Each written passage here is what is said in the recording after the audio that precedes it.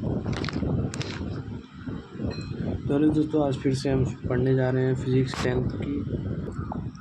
तो जैसे कि आपको पता होगा, अगर आप पिछली वीडियो देखे होंगे, वो नोट से पढ़ाया था लाइट के बारे में, यानी लाइट के बारे में इंट्रोडक्शन दिया गया था पिछले लेक्चर में। इसमें क्या आएगा, रिफ्लेक्शन ऑफ लाइट हमको पढ़ना है। ठीक है, रिफ्लेक्शन ऑफ लाइट करना है। तो वहाँ पर लाइट का एक अगर शॉर्ट रिवीजन दिया जाए तो लाइट के बारे में क्या बताया गया था। जो लाइट है, जो आपकी लाइट होती है, ये लाइट वो क्या है, एक इलेक्ट्रोमैग्नेटिक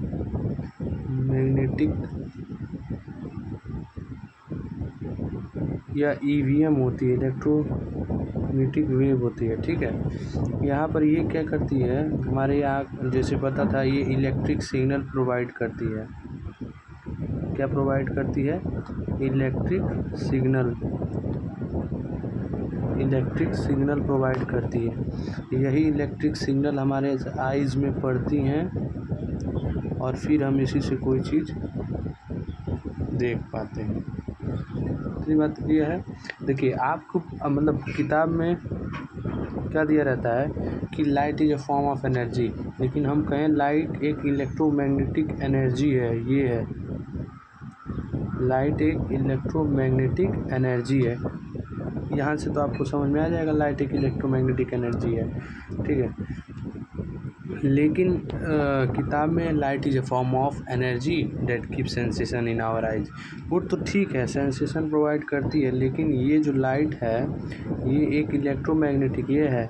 और ये जब इलेक्ट्रिक करंट, ये यानी इलेक्ट्रिक सिग्नल, ये हमारे आँख में पड़ते हैं, तब आँख में क्या होता है, एक पीछे रेटिना पे इमेज बनता है और वो ब्रेन तक जाती है ऑप्टिक नर्व से लेके, और तब आसानी से हमको कोई चीज़ दिखती है। तो कनेक्ट यहाँ से कीजिए कॉन्सेप्ट। तो हम यहाँ से क्या डेफिनेशन लिख सकते हैं, एक प्रॉपर डेफिनेशन की बात की जाए तो light is an electromagnetic energy that give electric signal in our eyes, जो कि हम देख सकते हैं। ठीक है, तो यहाँ इसके बारे में बात किया गया था। प्लस लाइट की ट्रांसपेरेंट के बारे में बात किया गया था कि कोई ट्रांसपेरेंट है, यानी ये ट्रांसपेरेंट है मीडिया, यहाँ से लाइट आ रही है, इसके आर पार हो जाएगी और इधर की चीज़ें हमको यहाँ से आसानी से दिख पाएंगी। ठीक है, यहाँ से आसानी से दिख पाएंगी। और एक था जो कि ट्रांसलूसेंट है, यहाँ से लाइट आ रही है, आर पार नहीं हो पा रही है, यहाँ की चीज़ें हमको नहीं दिख पाएंगी।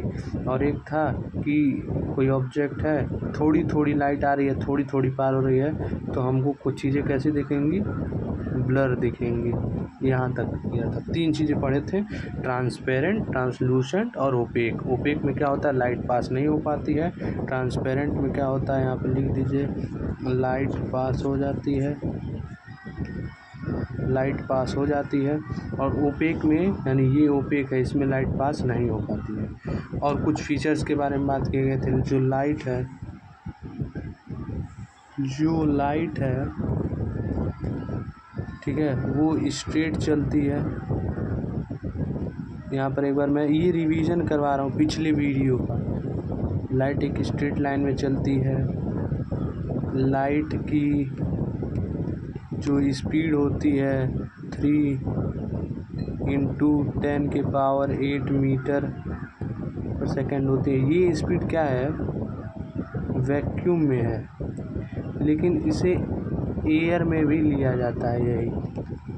ठीक है, वाइट लाइट जो होती है, वाइट लाइट, उसके पास कितने कलर होते हैं बताया था, उसके पास 7 रंग होते हैं, जो कि उसकी एक खासियत है, जो कि विबग्योर कहा जाता है। क्या कहा जाता है, विबग्योर। ये इतनी बातें याद रखनी चाहिए। और भी क्या है कि लाइट के लिए कोई मीडियम की ज़रूरत नहीं है। लाइट मीडियम में भी चल सकती है और बिना किसी मीडियम के भी चल सकती है। तो लाइट के लिए कोई मीडियम की आवश्यकता नहीं है। ये इतना आपको नोट कर लेना है, ये इतना। ठीक है, तो आगे बढ़ते हैं। तो चलिए, यहाँ पर हाँ 2 पॉइंट और देखा गया था, मैं मिस नहीं करेंगे, हर एक पॉइंट को अच्छे से देखेंगे रिवीजन करते हुए। रे ऑफ लाइट, ये एक रे है, जानते हैं, मैथ में पढ़े होंगे। तो ये इसे कहा जाता है ray of light.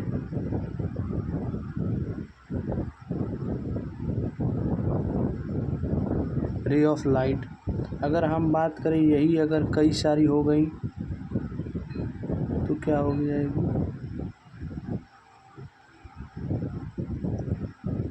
Beam of light कहा जाएगा, बीम ऑफ लाइट। लेकिन ये अगर पैरेलल होंगी, ये क्या है, पैरेलल है, उसे पैरेलल बीम ऑफ लाइट कह दिया जाएगा। और वैसे ही पढ़े थे, अगर कोई एक पॉइंट से लाइट जा रही है, एक पॉइंट से लाइट जा रही है, यानी एक पॉइंट से डाइवर्ज हो रही है, तो उसे क्या कहेंगे, डाइवर्जेंट बीम ऑफ लाइट। तो यहाँ पर जब एक पॉइंट से लाइट डाइवर्ज हो तो उसे डाइवर्जेंट बीम ऑफ लाइट कहेंगे, ये उस वीडियो में बताया गया था। और जब लाइट एक पॉइंट से मतलब आए और आके एक पॉइंट पे मिले, ठीक है, एक पॉइंट पे लाइट मिले, उन्हें क्या कहा जाएगा, उन्हें कन्वर्जेंट बीम ऑफ लाइट, यानी डाइवर्जेंट बीम ऑफ लाइट जो डाइवर्ज हो रही हैं, और कन्वर्जेंट बीम ऑफ लाइट। तो ये कुछ बेसिक्स था। अब आते हैं अपने मेन टॉपिक, जो कि आज का टॉपिक है, टुडे टॉपिक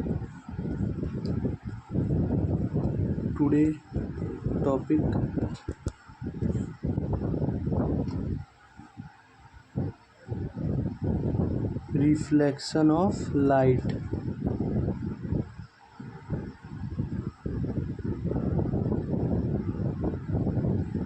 ये रिफ्लेक्शन ऑफ लाइट क्या होती है, ठीक है, तो यहाँ पर समझते हैं। रिफ्लेक्शन ऑफ लाइट यानी इसका हिंदी, शुद्ध हिंदी क्या हो जाएगा, परावर्तन। यानी लाइट आ रही है, उसका क्या हो रहा है, रिफ्लेक्ट हो जा रही है, राइट, आ रही है किसी मीडियम से और फिर उसी मीडियम में रिफ्लेक्ट हो जा रही है। ये बात आगे करेंगे, तो इसको अगले पेज पे देखते हैं। चलिए यहाँ पर देखते हैं बढ़िया से। देखिए, मान लीजिए ये कोई सरफेस है। अब ये सरफेस दो तरीके के हो सकते हैं रिफ्लेक्शन ऑफ लाइट में, लेकिन हम बात करेंगे, ये है एक सरफेस जो कि स्मूथ है, ठीक है। ये कैसा सरफेस है, स्मूथ सरफेस है,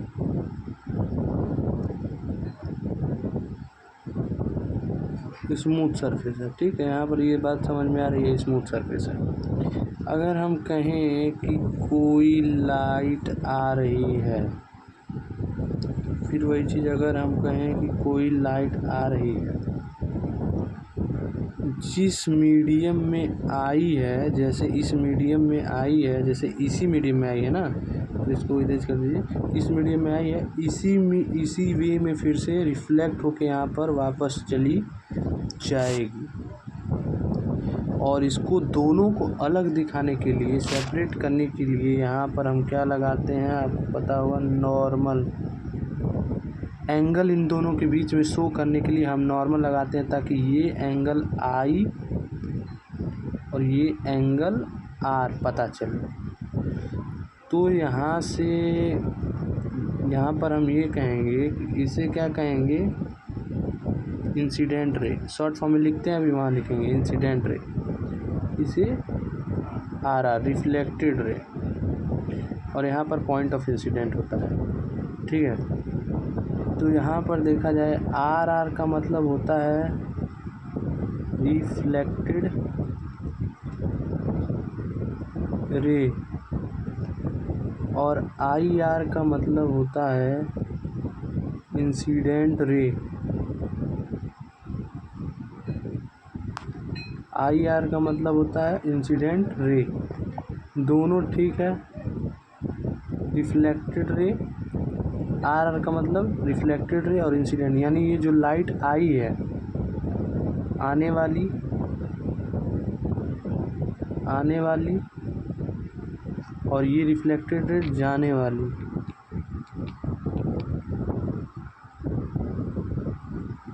ठीक है, ये जो लाइट आई है उसे रिफ्लेक्टेड है, और इंसिडेंट रे जो जाने वाली है। और ये जो दोनों के बीच में एंगल आई है उसे एंगल ऑफ इंसिडेंस कहा जाएगा। एंगल आई को एंगल ऑफ इंसिडेंस कहा जाएगा। और एंगल आर को पता ही है, एंगल ऑफ सेम यहाँ पर रिफ्लेक्शन कहा जाएगा। एंगल ऑफ इंसिडेंस और एंगल ऑफ रिफ्लेक्शन, इसी पे कुछ लॉज आए हैं। यानी जब ये रिफ्लेक्शन हुआ तो इस पे कुछ लॉ बनाया गया, जो कि लॉज ऑफ रिफ्लेक्शन होता है। क्या होता है? लॉज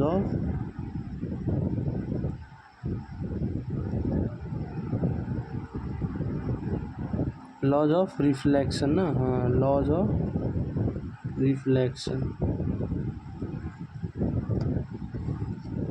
चलिए इसको देखते हैं। ये क्या कहती है? पहला कि जो एंगल आई होगा वो एंगल आर के बराबर होगा।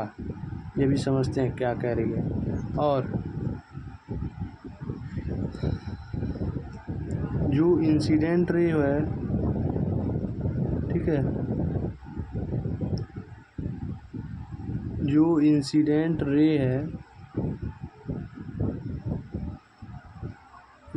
रे है नॉर्मल और रिफ्लेक्टेड रे लाई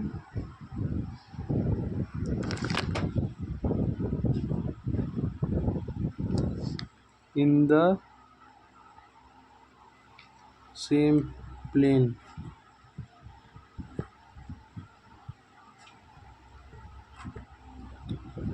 यहाँ पर एंगल आई और एंगल आर दोनों आपस में इक्वल हैं, और इंसिडेंट रे और नॉर्मल और रिफ्लेक्टेड रे ये एक ही प्लेन में लाई करेंगे।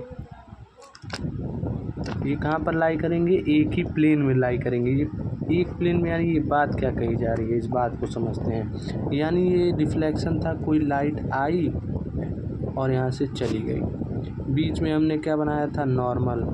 ये था एंगल आई और ये था हमारा एंगल आर। ये था हमारा आई आर और ये था हमारा आर आर। तो इसमें ये दिखाया जा रहा है कि जो एंगल आई ये वाला होगा, ये वाला पार्ट होगा, और ये दोनों एंगल, यानी आई है लाइट और उसी मीडियम में गई है, तुरंत टकरा के उसी, तो जो एंगल आई ये बनेगा और एंगल आर ये दोनों बराबर होगा, ये कहा गया है। ठीक है। दूसरी बात क्या कही गई है यहाँ से कि ये जो इंसिडेंट रे है और ये जो रिफ्लेक्टेड रे है और ये जो नॉर्मल है, जो हमने ड्रॉ किया है, ये एक ही प्लेन पे दिख रहे होंगे। यानी ये एक प्लेन है,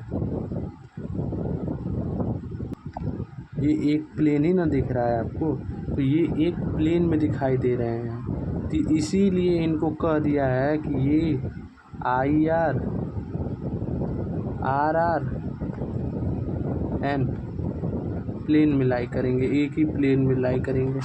यानी incident ray, reflected ray, normal, ये एक ही प्लेन में लाई करेंगे। इसका कहने का मतलब ये। तो ये रिफ्लेक्शन ऑफ लाइट समझ में आ गया। तो एक बार रिकैप करते हैं बढ़िया से। क्या?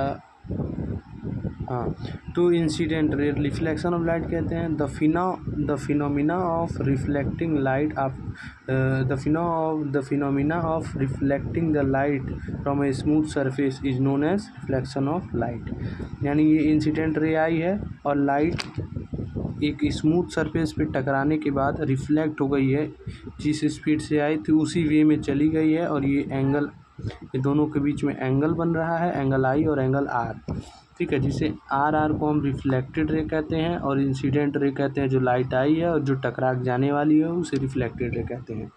इस पर कुछ लॉ आए, जिसको हम लॉ ने देखा कि angle I is equal to angle R होता है। यानी एंगल ऑफ इंसिडेंस जो होगा हमेशा एंगल ऑफ रिफ्लेक्शन के बराबर होगा। किस केस में? केस याद रखिएगा, स्मूथ वाले केस में। यानी जब लाइट स्मूथ सरफेस पे टकरा रही है तब। ये दोनों किस केस में अप्लाई? एक ये वाला केस हमेशा स्मूथ सरफेस वाले पे अप्लाई होगा। यानी लॉ ये दोनों स्मूथ सरफेस पे ही बनेंगे। और दूसरा है कि इंसिडेंट रे जो लाइट आई है और नॉर्मल और रिफ्लेक्टेड रे वो एक ही सेम प्लेन में लाई करेंगे। ठीक है, अब अगला देखते हैं, ये आपको बता दिया। अब अगला देखते हैं, अगले में आपको क्या समझना है। मान लीजिए अगर कोई रफ सरफेस रहे, सॉरी ये थोड़ा गलत हो गया। मान लीजिए कोई ये रफ सरफेस ऊबड़ खाबड़ है, ठीक है, ऐसा सरफेस है रफ सरफेस।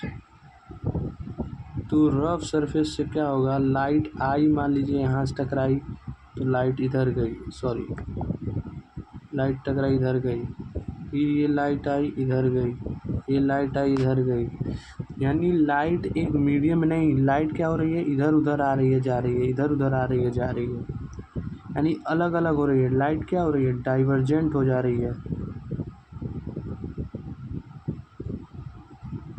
लाइट डाइवर्जेंट हो जा रही है, ठीक है। तो लाइट क्या हो जा रही है, डाइवर्जेंट हो जा रही है। तो जब लाइट डाइवर्जेंट होगी कोई यहाँ पर लॉज नहीं लगेगा, यानी angle I is equal to angle R नहीं होगा यहाँ पर इस केस में। ठीक है, ये रफ सरफेस के लिए है। दो रिफ्लेक्शन होता है, दो रिफ्लेक्शन आपने दो सरफेस से देख लिया, स्मूथ सरफेस, रफ सरफेस, और यही रिफ्लेक्शन ऑफ लाइट यहाँ पे आपका ख़त्म होता है। ठीक है, यही था मोटी मोटा रिफ्लेक्शन ऑफ लाइट। उसके बाद आ जाता है आपका क्या, मिरर के बारे में। ठीक है, किसके बारे में, मिरर के बारे में।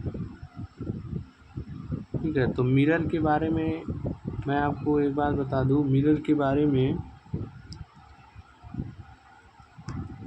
आज डिस्कस नहीं किया जाएगा। मिरर कल देखा जाएगा, अगले वीडियो मतलब। तो मिरर आपको दो टाइप के पढ़ने हैं, एक कॉनकेव और एक कॉन्वेक्स। ठीक है, ये दो मिरर पढ़ने हैं, इसको नेक्स्ट में देखा जाएगा, नेक्स्ट वीडियो में। तो नेक्स्ट वीडियो में आपका मिरर देखा जाएगा। ठीक है, यहाँ पर रिफ्लेक्शन ऑफ लाइट तक ख़त्म हो गया। तो नेक्स्ट वीडियो में मिरर के बारे में हम लोग देखेंगे। तो अगर ये वीडियो, ये लेक्चर समझ में आया हो तो धन्यवाद, बाकी उसके आगे का कल देखेंगे। ठीक है।